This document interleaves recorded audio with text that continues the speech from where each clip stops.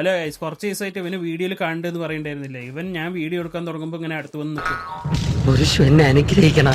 ചായ കുടിക്കാൻ വേണ്ടി മിൽമി പോയതാണ്. അപ്പോഴാണ് അവിടെ കുറെ എണ്ണക്കടികൾ ഇങ്ങനെ വെച്ചിട്ടുണ്ടായിരുന്നു. പക്ഷെ ഒന്നും കഴിക്കാൻ എനിക്ക് തോന്നിയില്ല. എന്താണ് പറഞ്ഞാൽ ഞാൻ രാവിലെ തന്നെ നന്നായി ഫുഡ് കഴിച്ചിട്ടാണ് വന്നത്. ഞാനും അനിയനും കൂടി നടക്കാൻ വേണ്ടി പോയതായിരുന്നു. അപ്പോഴായിരുന്നു ഒരു നായ്ക്കൾ കൂട്ടത്തോടെ വന്നിട്ട് ഞങ്ങളെ നോക്കി കുരക്കുണ്ടായിരുന്നു. കള്ളനാണ് കരുതിയിട്ടായിരുന്നു കുറച്ചത്. ഞാൻ ചന്ദ്രനെ നോക്കുമ്പോൾ നല്ല റൗണ്ട് ഷേപ്പിൽ അടിപൊളിയായിരുന്നു. അപ്പൊ ഞാൻ വെറുതെ ഒന്ന് വീഡിയോ എടുത്ത് നോക്കിയത്. അന്ന് വൈകുന്നേരം നേരെ ഒളിമ്പിക്ക് പോയി കുറച്ച് നേരം നിന്നപ്പോൾ ആരെയും കണ്ടില്ല. അപ്പൊ ഞാൻ ഒരു ഫിസ് വാങ്ങി കുടിച്ചിട്ട് നേരെ വീട്ടിൽ പോയി കിടന്നുറങ്ങി. അന്ന് രാവിലെ ഞാൻ നേരെ പോയത് കിയാനോക്കാണ്. കിയാനോന്റെ മേലെയാണ് ഞങ്ങളുടെ സ്റ്റുഡിയോ ഇരിക്കുന്നത്. അപ്പൊ ഞങ്ങൾ ചായയും കുടിച്ചിട്ട് കുറച്ച് നേരം ഇരുന്നാണ്. എന്റെ സ്ഥിരം പരിപാടി. എപ്പോൾ കാണുമ്പോഴും വെറുപ്പിക്കുകയാണെന്ന് വിചാരിക്കരുത്.